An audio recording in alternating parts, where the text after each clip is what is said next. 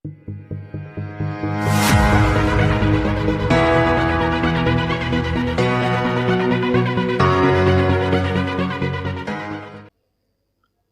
मित्रांनो, मी नितीन जोगळेकर, करिअर मार्गदर्शक. करिअर 30,000च्या तिसऱ्या व्हिडिओमध्ये आपलं स्वागत करतो. करिअर 30,000च्या पहिल्या व्हिडिओमध्ये आपण काही महत्त्वाच्या गोष्टी जाणून घेतल्या की आज जगभरामध्ये 30,000 करिअरसाठी विविध क्षेत्र उपलब्ध आहेत. जर आपण आवडीच्या क्षेत्रात काम केले तर यशस्वी होण्याची शक्यता खूपच जास्त आहे. जर आपण आवडीच्या क्षेत्रात काम केले तर वर्क अँड लाईफ बॅलन्स होण्यासाठी ही मानवाची गरज असल्यामुळे सुद्धा आवश्यक आहे. माझ्या दुसऱ्या व्हिडिओमध्ये आपण वर्क अँड लाईफ बॅलन्स याबाबत चर्चा केली आणि आज आपण चर्चा करणार आहोत करिअर म्हणजे नेमकं काय. चला तर मग आजच्या चर्चेला सुरुवात करूया. त्यापूर्वी करिअर 30,000ला जर का आपण सबस्क्राईब केलं नसेल तर करा, बेलचे बटन दाबा आणि हो, हा आजचा व्हिडिओ आवडला तर लाईक करायला विसरू नका. आपले प्रश्न काय आहेत ते सुद्धा विचारायला हरकत नाही, जेणेकरून मला व्हिडिओ त्या दृष्टीने बनवता येतील. करिअर हा शब्द इंग्रजी असल्यामुळे आपण ऑक्सफोर्ड डिक्शनरी मधला करिअरचा अर्थ जाणून घेऊ. ऑक्सफोर्ड डिक्शनरीमध्ये या शब्दाचा अर्थ ज्या काळात प्रगती होते असा जीवनातला काळ असा आहे. प्रगती याचा अर्थ समजावून घेऊ. एखाद्या व्यक्तीने वकील म्हणून करिअरला सुरुवात केली. सुरुवातीला स्मॉल कॉज किंवा जिल्हा न्यायालयामध्ये वकिली केल्यानंतर हायकोर्टमध्ये वकिली सुरू केली आणि नंतर सुप्रीम कोर्टमध्ये वकिली सुरू केली, याला प्रगती म्हणता येईल. किंवा एखाद्या व्यक्तीने वकिली सुरू केल्यानंतर काही वर्षानंतर त्यांनी जज म्हणून नोकरी स्वीकारली, मग वरच्या कोर्टामध्ये उच्च पदावरती जाऊन रिटायर्ड झाले किंवा सुप्रीम कोर्टातले जज म्हणून रिटायर्ड झाले किंवा हायकोर्ट जज म्हणून रिटायर्ड झाले, याला सुद्धा करिअर म्हणते. यातला महत्वाचा मुद्दा करिअरची 30-35 वर्ष एकाच क्षेत्रात काम करणं महत्वाचं आहे आणि याशिवाय प्रगती अनेकदा अशक्य असते. काही लोक करिअरच्या सुरुवातीला व्यवसाय सुरू करतात, मग व्यवसाय जमत नाही म्हणून नोकरीकडे जातात. यामुळे महत्वाची वर्षे धरसोड करण्यामध्ये व्यक्ती गमावते आणि शिवाय प्रगती होत नाही, खंत असतेच. यामुळे करिअर सुरू करताना याविषयी आत्मचिंतन किंवा इंट्रोस्पेक्शन करून तसेच शास्त्रशुद्ध करिअर मार्गदर्शन घेऊन मगच करिअरची सुरुवात करणे जास्त चांगले. अन्यथा जमत नाही म्हणून करिअरचे क्षेत्र बदलण्याची आवश्यकता निर्माण होते. आपण इंजिनिअरिंग मधली नोकरी असं समजा करिअरचं क्षेत्र घ्यायचं ठरवलं तर त्यात सुद्धा खूप बारकावे आहेत. माझ्या मते सेल्स इंजिनियर, प्रोडक्शन इंजिनियर किंवा प्रोजेक्ट इंजिनियर, डिझाईन इंजिनियर आणि क्वालिटी इंजिनियर ही 4 स्वतंत्र क्षेत्रे इंजिनिअरिंगच्या करिअरशी निगडीत आहेत. या 4ही क्षेत्रात बुद्धिमत्तेची आवश्यकता वेगळी आहे. नैसर्गिक क्षमता म्हणजे ज्याला ऍप्टिट्यूड म्हणतो ती वेगळी आहे. व्यक्तिमत्वाची आवड, व्यक्तिमत्वाची गरज वेगळी आहे. वेगवेगळ्या पर्सनॅलिटीची आवश्यकता आहे आणि कौशल्य सुद्धा वेगळी आहे. जो व्यक्ती इंजिनियर असून अनेक मित्र जोडू शकत नाही, अनेकांशी संवाद करणं ज्याला जमत नाही, नवीन माणसांच्या बरोबर त्याला खुलेपणाने चर्चा करता येत नाही, अशा एक्स्ट्रोवर्ड नसलेल्या व्यक्तीला सेल्स ऐवजी डिझाईन इंजिनियर हे करिअर निवडणे जास्त योग्य राहतं. आणि परंतु यासाठी नैसर्गिक क्षमता सुद्धा, स्पॅटियल म्हणजे ज्याला इमॅजिनेशन करता येतं, ही सुद्धा आवश्यक असते.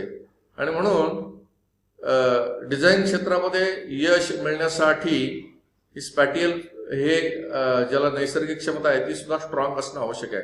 मुळातच एखाद्या व्यक्तीला इंजिनियर व्हायचं किंवा नाही, इंजिनियर क्षेत्रात करिअर करायचं किंवा नाही, यासाठी सुद्धा काही नैसर्गिक क्षमता लागते, ज्याला ऍप्टिट्यूड असं म्हणतो. त्यामध्ये रिझनिंग आणि न्यूमेरिकल या 2 ऍप्टिट्यूड स्ट्रॉंग असल्याशिवाय इंजिनिअरिंगचा हा विषय घेऊन शिक्षण पूर्ण करणं तसं बरोबर राहणार नाही.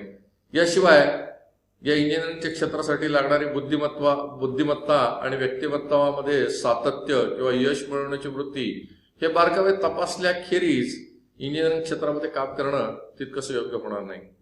थोडक्यात आपण कोणत्या क्षेत्रात शिक्षण घ्यायचे याचा निर्णय कल चाचणी केल्याशिवाय घेणे तितकंसं बरोबर नाही. त्यातही या क्षेत्रामध्ये व्यक्ती स्पेशलायझेशन कशात करू शकतो याचेही मार्गदर्शन कल चाचणी किंवा ऍप्टिट्यूड टेस्ट म्हणून होत असते. एकदा ही चाचणी व मार्गदर्शन योग्य आहे असे वाटले तर मात्र त्याच्यामध्ये बदल करू नये. हवे असेल तर हीच चाचणी दुसऱ्या पद्धतीने करून घ्यावी, दुसऱ्या तज्ञांकडून करून घ्यावी, ज्याला आपण मेडिकलमध्ये सेकंड ओपिनियन म्हणतो. अशा पद्धतीचं हवं तर सेकंड ओपिनियन घ्यावं परंतु एकदा का करिअर चाचणीचे दोन्ही करिअर चाचणीचे निकाल असे लागले की हे पर्टिक्युलर फील्ड तुमच्यासाठी योग्य आहे, तर मात्र याच्यामध्ये बदल करू नये. करिअरमध्ये यशस्वी होणे, प्रगती होणे महत्वाचे आहे.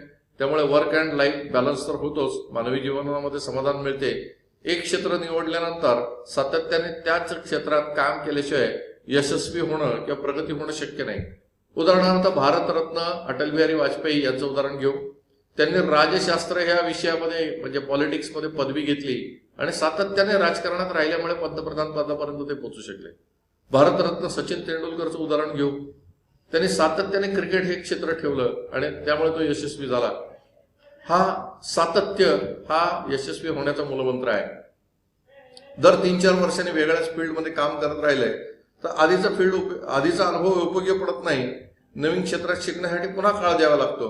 माझ्या मते एखाद्या क्षेत्रामध्ये सलग 10-12 वर्ष काम केल्याने त्या क्षेत्रामध्ये आपलं व्यक्तित्व सुद्धा त्या कामाला अतिशय योग्य असं तयार होतं आणि जे आयुष्यामध्ये पुढे उपयोगी पडतं.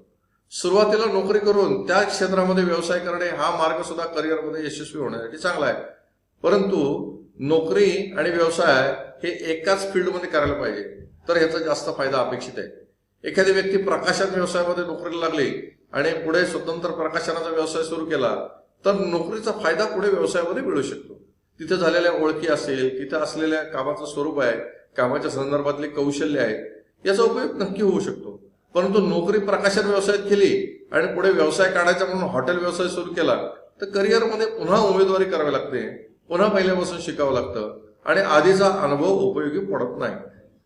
करिअर हा चुकून यशस्वी होण्याचा विषय नाही तर खूप विचार करून प्रयत्नाने घडवण्याचा विषय आहे.